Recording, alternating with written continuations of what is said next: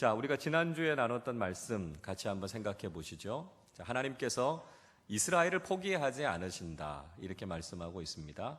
하나님께서 사랑하시는 자들을 끝까지 포기하지 않고 계시기 때문에 하나님께서 포기하지 않는 영혼을 우리도 포기해서는 안 된다라고 하는 말씀을 드렸습니다. 그 증거로 하나님께서 남은 자들을 두셨다, 이렇게 말씀드렸죠.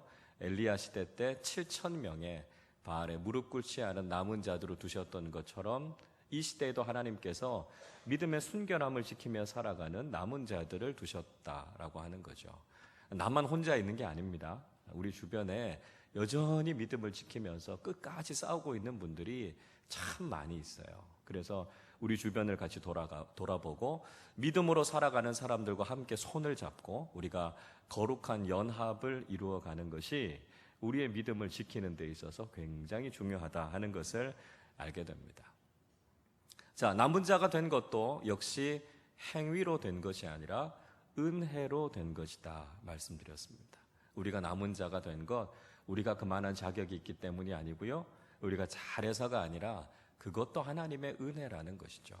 하나님의 은혜가 아니면 우리가 이 남은 자의 축복을 경험할 수 없다라고 하는 것을 깨닫고, 하나님께서 우리를 남은 자로 남겨두신 그 사명이 무엇인가를 깨닫고 그 일에 충실하게 충성되게 살아가는 것이 중요하다는 말씀을 드렸습니다. 여전히 하나님은 모든 사람을 다 구원하시기 원하시지만 믿음은 모든 사람의 것이 아니다 말씀하고 있습니다. 그래서 하나님의 부르심에 믿음으로 응답하는 자들만 구원을 얻게 된다 하는 것이죠. 자, 그래서 결국은 하나님의 그 구원의 은혜에 반응하지 못했던 유대인들, 이스라엘 사람들의 넘어짐이 있었다는 거죠. 하나님의 복음에 대해서 그들이 믿음으로 반응하지 못해서 복음을 거부한 이스라엘의 거부함이 결국은 이방인들에게 복음이 전해지는 기회가 된 것이죠. 그래서 이스라엘이 넘어지는 것으로도 이방인들에게 그런 하나님의 은혜가 임했다면, 유대인들이 복음의 믿음으로 반응하고 유대인들이 회복되어지면 다른 민족들에게 얼마나 큰 축복이 되겠는가 하는 이야기를 우리가 지난주에 함께 나누었습니다. 자, 오늘은 우리가 이방인들의 구원과 관련되는 그것이 어떤 의미를 가지고 있고 그것이 또 유대인들, 하나님의 택함받은 사람들에게 어떤 의미가 있는가 하는 것을 함께 좀 살펴보도록 하겠습니다. 그래서 먼저 이방인 구원의 의미가 무엇인가 하는 것을 살펴보겠습니다. 1번입니다. 바울은 이방인의 사도의 직분을 영광스럽게 여겼다는 거죠. 바울이 이방인의 사도가 된 것, 그걸 그가 영광스럽게 여겼다, 이렇게 말씀하고 있습니다. 자, 오늘 13절 말씀입니다. 같이 한번 읽어보겠습니다. 내가 이방인인 너희에게 말하노라. 내가 이방인의 사도인 만큼 내 직분을 영광스럽게 여기노니. 바울은 자신이 맡은 직분을 영광스럽게 여긴다, 이렇게 이야기합니다. 이 직분이라고 하는 헬라어 단어는 디아코니아라고 하는 말입니다. 디아코니아. 이 말은 봉사한다, 섬긴다, 이런 뜻을 가지고 있는 말인데요. 직분이라고 하는 말로 번역이 됐습니다. 우리가 봉사한다는 거, 섬긴다는 게 뭘까요? 어려운 사람들을 여러 가지로 우리가 도울 수 있겠죠. 그런데 우리가 봉사하고 섬기는 가장 중심에는 뭐가 있냐면 복음이 있다는 거예요. 그러니까 복음을 전하고 복음으로 섬기는 것이 우리가 진짜 섬김이다 하는 것을 우리가 잊지 말아야 한다는 것이죠. 그래서 바울이 이 복음을 가지고 이방인들을 섬기는 이 사도의 직분, 그것에 대해서 그가 자부심을 가지고 있었고요, 그걸 영광스럽게 생각했다는 거죠. 유대인들은 이방인들에 대해서 좀 경멸하는 태도를 가지고 있었으니까요, 이방인들을 위해서 일한다 이렇게 생각하면 아마 유대인들로부터 좀 홀대를 받을 수도 있는 그런 일이었을 겁니다. 그럼에도 불구하고 나는 이방인의 사도가 된 것 자랑스럽다, 바울이 그렇게 이야기하고 있는 거예요.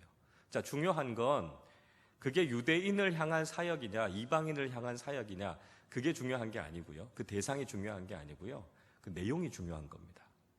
그러니까 유대인이든 또 이방인이든 중요한 건 복음을 전하는 사역이 영광스러운 거예요.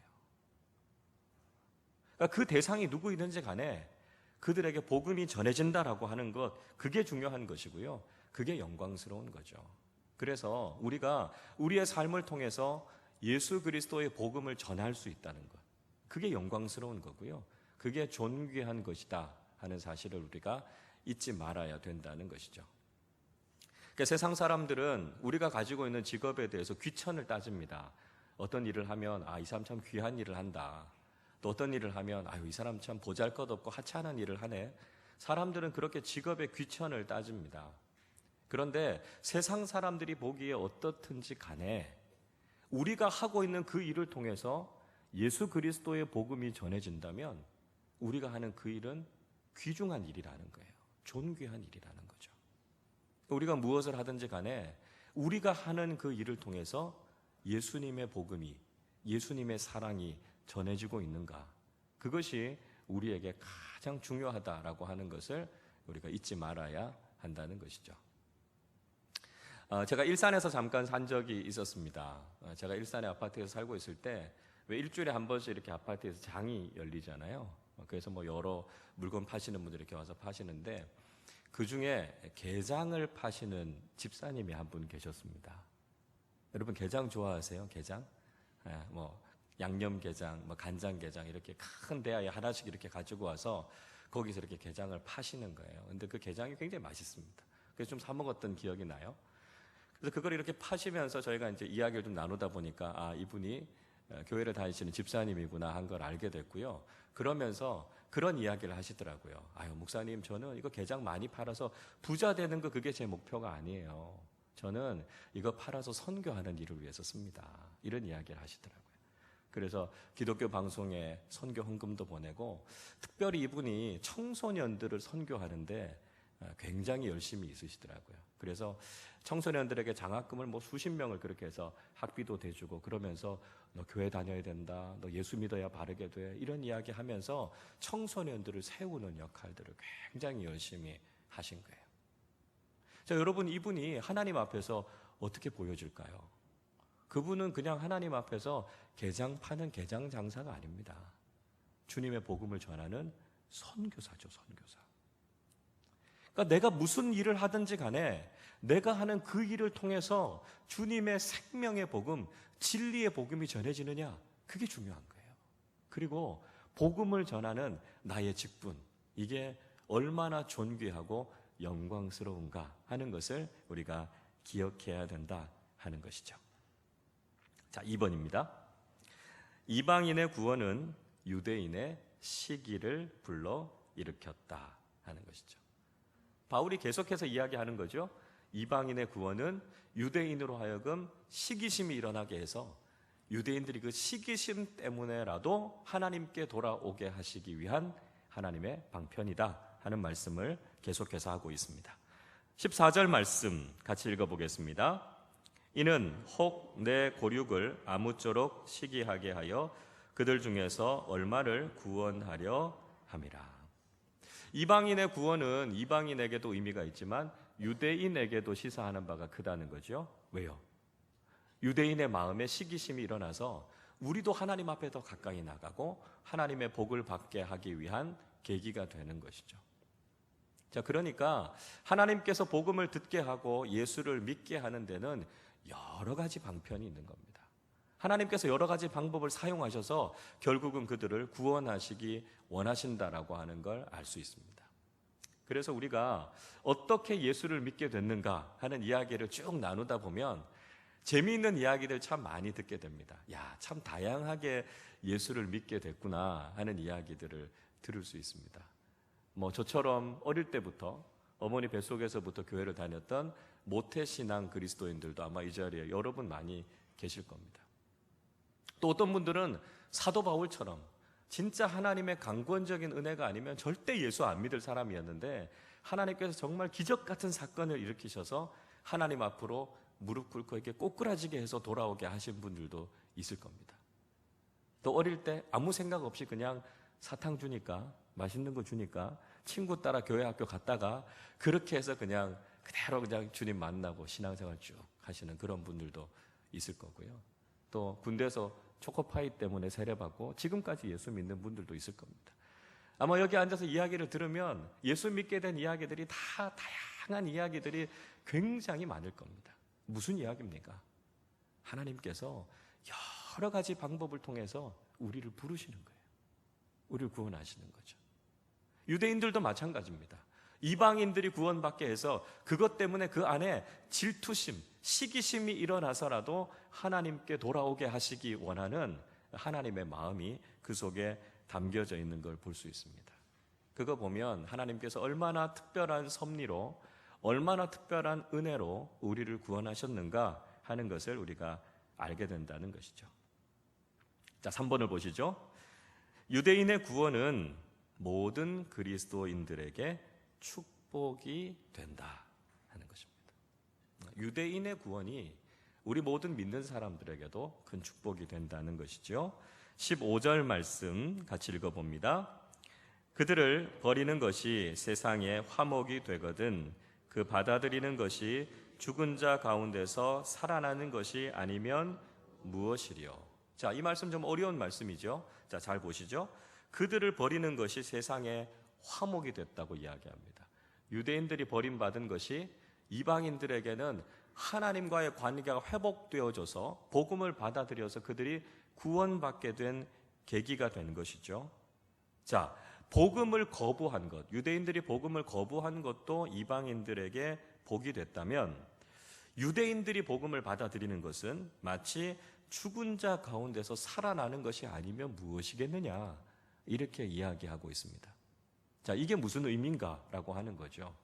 1차적으로는요, 유대인들의 영적인 회복을 이야기합니다. 그러니까 마치 유대인들이 그 영이 죽었다가 복음을 받아들이고 살아나는 것처럼, 부활하는 것처럼 유대인들에게 이런 회복의 은혜가 임하게 될 것이다 라고 하는 것을 1차적인 의미로 생각할 수 있습니다. 그러니까 유대인들이 복음을 받아들이면 복음 안에서 그들이 회복되잖아요. 그러니까 그런 의미라는 겁니다. 또 어떤 학자들은 더 나아가서 이것이 마지막 때에 있게 될 종말론적인 부활의 사건을 이야기한다 이렇게 말합니다. 그러니까 죽은 자들이 다 일어나는 이런 우주적인 부활의 사건을 이야기한다는 거예요. 자, 데살로니가전서 4장 16절의 말씀은 이렇게 이야기합니다. 주께서 호령과 천사장의 소리와 하나님의 나팔 소리로 친히 하늘로부터 강림하시리니 그리스도 안에서 죽은 자들이 먼저 일어나고 이렇게 이야기합니다. 그 주께서 강림하실 때, 예수님이 재림하실 때, 종말의 때가 됐을 때 주님이 재림하시면 첫 번째 나타나는 현상이 뭐냐 하면 죽은 자들이 무덤을 열고 일어난다는 거예요. 이게 마지막 때에 일어나게 될 우주적인 부활의 사건이라는 거죠. 그러니까 마치 유대인들이 구원받는 것은 예수님이 오시는 재림의 때가 가까이 임박했다는 걸 보여주고요. 그것이 이야기하는 건 뭐냐면 우리 그리스도인들의 구원이 완성이 된다는 겁니다. 이제 구원의 때가 다 이르렀다라고 하는 것을 이야기하는 거죠. 그래서 유대인들이 구원받고 돌아오는 것을 보면 아, 이제 마지막 때가 다가왔구나. 우리의 구원이 완성되는 때가 다가왔구나 하는 걸 보게 되니까요. 그게 우리 그리스도인들에게 얼마나 큰 축복이 되겠느냐라고 하는 것이죠. 그래서 오늘 바울은 무엇이리요? 이렇게 이야기해요. 무엇이리요? 감탄하고 있는 거죠. 감격하고 있는 겁니다. 유대인들의 구원을 통해서 이제 주님 오실 때가 됐고 이제 우리의 구원이 완성돼서 하나님 나라로 들림받게 될 그때를 기대하는 거, 이거 얼마나 감격적이겠느냐, 이게 우리에게 얼마나 큰 축복이겠느냐 하는 것을 이야기하고 있습니다. 그래서 유대인들의 구원이 모든 그리스도인들에게도 바로 큰 축복이 된다는 사실을 이야기하고 있는 것이죠. 4번입니다. 이방인들은 접붙임을 입은 가지이고 유대인들은 꺾인 가지다 이렇게 이야기하고 있습니다. 자, 이방인들은 접붙여진 가지고요.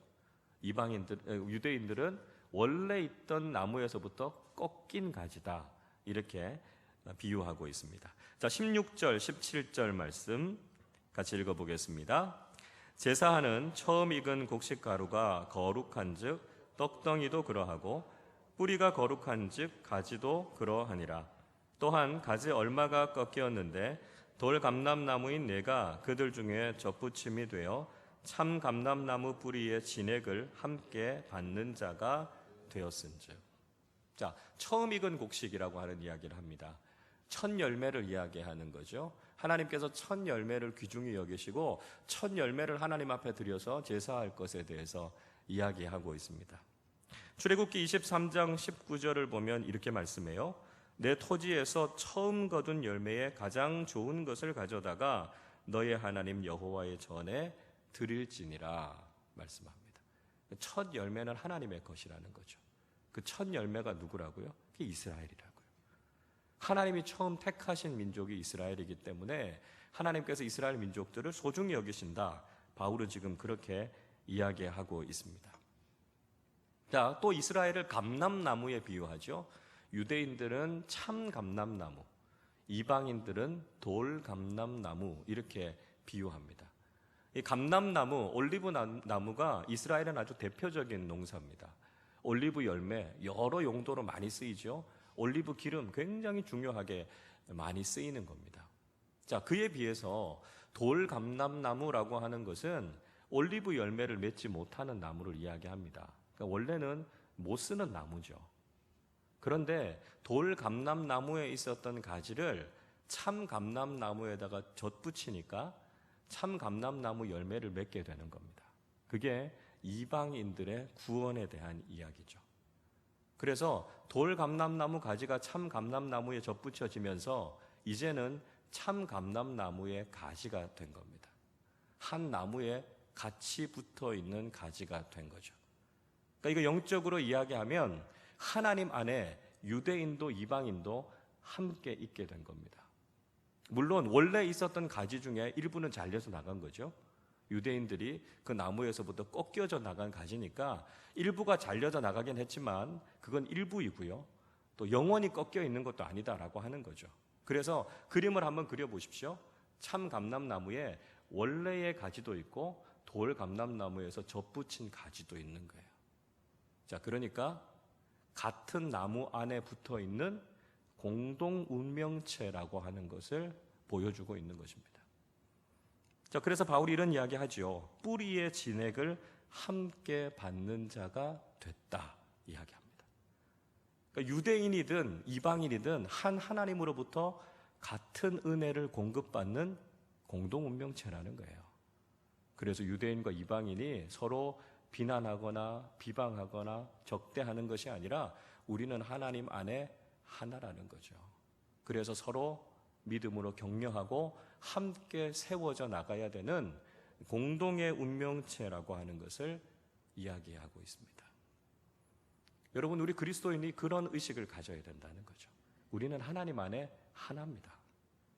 우리가 서로 다른 모습일지라도 우리 모두는 하나님으로부터 같은 은혜를 공급받고 있다는 것이죠.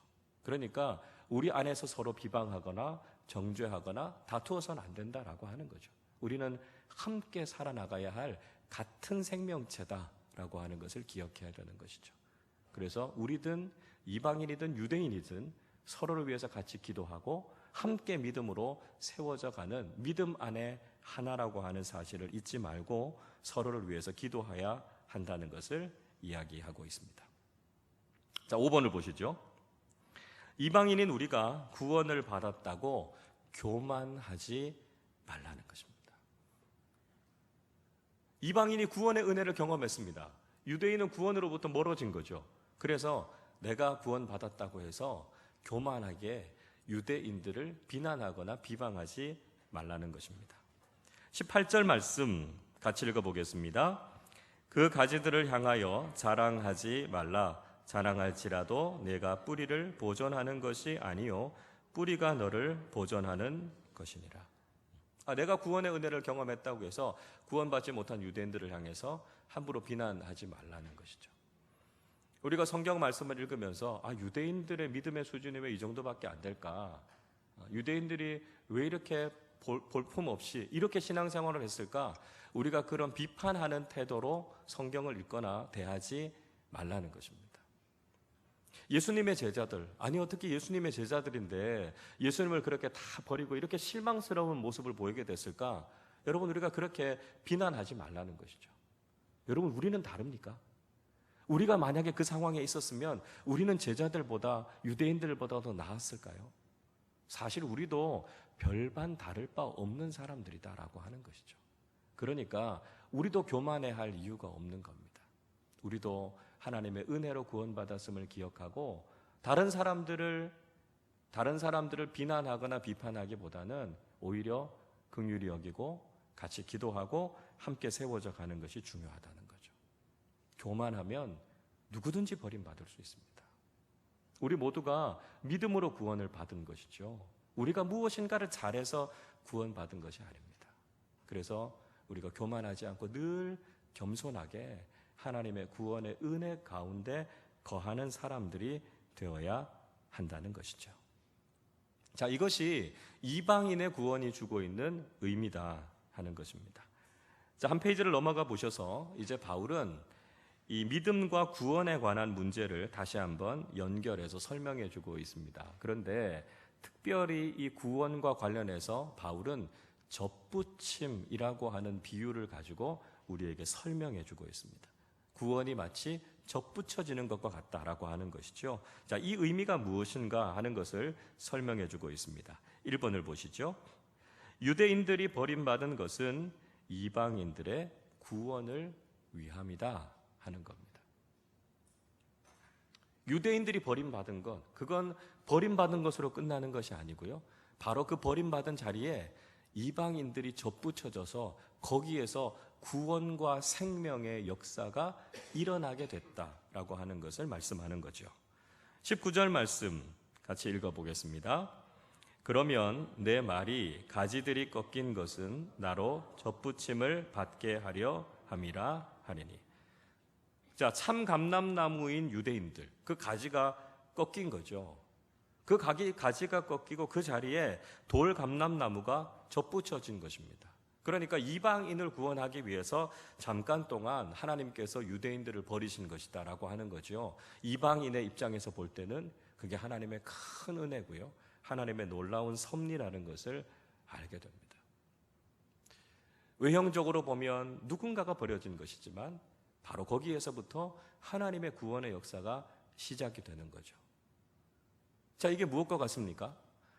하나님께서 당신의 독생자 예수 그리스도를 버리셔서 우리를 구원해 주신 것과 같은 거죠. 로마서 4장 25절이 이렇게 말씀합니다. 예수는 우리가 범죄한 것 때문에 내 줌이 되고 또한 우리를 의롭다 하시기 위하여 살아나셨느니라. 우리의 죄 때문에 예수님을 버리신 거예요. 예수님을 내어주신 거예요. 예수님이 꺾인 거예요. 그래서 그 자리에 우리가 접붙여져서 우리가 주님의 구원의 은혜를 경험하게 됐다는 것이죠. 하나님께서는 죄를 용납하지 않으십니다. 반드시 심판하셔야 되는 공의의 하나님이십니다. 그런데 사랑의 하나님은 우리 인간을 벌 주시기를 원치 않으세요. 그래서 이 딜레마를 하나님이 어떻게 해결하셨습니까? 십자가로 해결하신 거예요. 십자가에서 예수님을 버리심으로, 내어주심으로 그 모든 저주를 그 위에 다 쏟으시고요. 우리에게는 구원의 은혜를 주신 거죠. 예수님 한 분을 버리시고 모든 인류를 구원하신 하나님의 구원의 역사, 우리가 이걸 기억해야 된다는 거죠. 유대인들이 버림받는 과정 속에서 버려진 게 중요한 게 아니고요. 그걸 통해서 이방인들에게 구원의 길이 열렸다라고 하는 하나님의 이 놀라운 은혜를 바라볼 수 있어야 된다는 것이죠. 2번을 보시죠. 유대인은 믿지 않아서 꺾였고 이방인들은 믿어서 굳게 섰다 말씀합니다. 20절 말씀 같이 읽어보겠습니다. 옳도다 그들은 믿지 아니함으로 꺾이고 너는 믿음으로 섰느니라. 높은 마음을 품지 말고 도리어 두려워하라. 유대인들이 왜 꺾였습니까? 예수님을 믿지 않아서 꺾인 거예요. 이방인들이 왜 접붙임을 받고 구원을 얻었습니까? 믿음으로 그렇게 된 거예요. 그러니까 중요한 건 뭐라고요? 믿음이라고요. 믿음이 없으면 버림을 받는 것이고요. 믿으면 접붙여서 예수 그리스도의 생명을 경험하게 된다는 거죠. 자, 구원은 어디에 있습니까? 구원은 믿음에 달려 있는 겁니다. 믿음이 있느냐 없느냐라고 하는 것이 우리의 구원을 좌우하는 거죠. 그러니까 바울이 이야기합니다. 높은 마음을 품지 말고 도리어 두려워하라. 왜요? 우리의 선행이나 우리의 노력으로 구원받은 게 아니죠. 그러니까 우리가 겸손하게 이 구원의 은혜로부터 벗어나지 않도록 우리에게 주신 이 구원을 믿음으로 잘 지켜나가는 것이 중요하다는 사실을 이야기하고 있습니다. 3번을 보시죠. 이스라엘을 심판하신 하나님은 이방인들도 심판하실 수 있다는 거죠. 이스라엘을 심판하신 하나님, 그 심판은 이방인들에게도 임할 수 있다는 겁니다. 21절 말씀 같이 읽어보죠. 하나님이 원 가지들도 아끼지 아니하셨은즉 너도 아끼지 아니하시리라. 하나님께서 원래 있는 참 감람나무의 가지도 꺾으셨잖아요. 믿지 않으니까요. 그래서 그 가지를 꺾어버리시고 돌 감람나무에 있는 가지를 참 감람나무에다가 붙이셨습니다. 그러니까 그렇게 접붙임이 된 가지도 꺾여질 수 있다는 거예요. 원래의 가지도 믿지 않고 순종하지 않았을 때 꺾여졌다면 접붙임을 받은 가지도 꺾여질 수 있는 거 당연한 거 아니겠느냐, 이렇게 이야기하고 있는 겁니다. 그러니까 원래의 가지가 꺾여진 것을 보면서 이스라엘이 믿음으로 하나님의 말씀에 응답하지 않은 걸 보면서 우리도 반면교사를 삼아야 된다는 거죠. 아, 우리도 저렇게 순종하지 않으면 심판을 받을 수 있겠구나 하는 것을 잊지 말아야 한다는 것이죠. 그래서 우리가 늘 겸손하게 하나님의 은혜에 감사하고 두렵고 떨리는 마음으로 우리의 구원을, 이 믿음을 잘 지키면서 살아가는 것이 중요하다는 것이죠. 4번입니다. 하나님의 심판 앞에 서지 말고 하나님의 자비 앞에 서라, 이렇게 말씀합니다. 우리의 자리가 어디냐라고 하는 거죠. 하나님의 심판 앞에 설 것이 아니라 하나님의 자비하심 앞에 설 것을 이야기합니다. 22절 같이 읽어보겠습니다. 그러므로 하나님의 인자하심과 준엄하심을 보라. 넘어지는 자들에게는 준엄하심이 있으니 너희가 만일 하나님의 인자하심에 머물러 있으면 그 인자가 너희에게 있으리라. 그렇지 않으면 너도 찍히는 바 되리라. 자, 하나님은 두 가지의 성품을 갖고 계신다고 말씀합니다. 하나님의 인자하심과 하나님의 준엄하심이 있다라고 하는 거죠. 자, 우리가 이 하나님의 두 성품 가운데 우리가 어디에 서 있을 것인가라고 하는 건 우리의 선택의 몫이다, 이렇게 말씀하고 있습니다. 이스라엘이 왜 버림을 받았습니까? 그들은 하나님의 준엄하심 앞에 선 거예요. 하나님의 심판 앞에 선 거예요. 그러니까 하나님의 진노를 받고 결국은 꺾여지게 된 거죠. 이방인들이 왜 구원을 받았습니까? 하나님의 긍휼하심 앞에 선 거예요. 하나님의 자비하심과 인자하심 앞에 선 거예요. 그래서 그들이 믿음으로 구원을 받게 된 것이죠. 자, 그러니까 우리가 날마다 신앙생활을 할 때 우리가 하나님의 자비하심 앞에 설 거냐, 아니면 우리가 하나님의 준엄하신 심판 앞에 설 거냐, 우리가 늘 이걸 생각하면서 선택하면서 살아가는 거죠. 날마다의 우리의 삶이 늘 하나님의 인자하심과 자비하심 앞에 서기를 기도하고 그 믿음의 길을 걸어가는 사람들이 돼야 한다는 것이죠. 우리가 삶 속에서 사랑의 하나님을 만날 수도 있고요, 공의의 하나님, 심판하시는 하나님을 만날 수도 있습니다. 하나님의 뜻대로 살아간다면 우리는 날마다 사랑과 은혜의 하나님을 만나게 될 겁니다. 그러나 우리가 하나님의 말씀에 순종하지 않고 살아가면 날마다 진노하시고 우리에게 심판하시는 그 하나님의 무서운 공의 앞에 서게 될 수도 있다는 거죠. 여러분, 무엇을 선택하시겠습니까? 우리가 주님의 말씀에 순종하면서 날마다 우리에게 베풀어 주시는 하나님의 사랑과 하나님의 인자 앞에 서는 복된 믿음의 삶을 살아야 할 줄로 믿습니다. 자, 5번째입니다.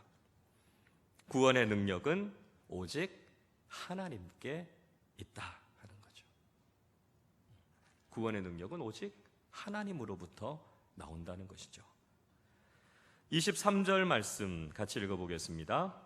그들도 믿지 아니하는데 머무르지 아니하면 접붙임을 받으리니 이는 그들을 접붙이실 능력이 하나님께 있습니다. 자, 그들 유대인들을 이야기합니다. 믿지 아니하는데 머무르지 아니하면, 이게 좀 복잡하죠? 무슨 이야기죠? 믿으면 이 이야기입니다. 간단하게 이야기하면 그들도 믿으면 접붙임을 받을 것이다. 즉 유대인들도 믿으면 구원을 받게 될 것이다 말씀하고 있습니다. 자, 그러나 가지가 스스로 접붙여질 수 없습니다. 가지가 자신의 능력으로 스스로의 노력으로는 접붙여질 수 없죠. 접붙이는 건 농부가 하는 겁니다. 그러니까 우리의 농부 되시는 하나님께서 접붙여 주셔야 우리가 그 생명을 공급받게 된다는 거죠. 그러니까 구원의 능력은 인간 자신에게서 나오는 것이 아니라 오직 하나님으로부터 나온다는 것을 말씀하고 있습니다. 마태복음 19장의 말씀을 읽어보면 재물이 많은 한 청년이 예수님께 나와서 어떻게 하면 영생을 얻을 수 있습니까? 이렇게 질문하는 장면이 나옵니다.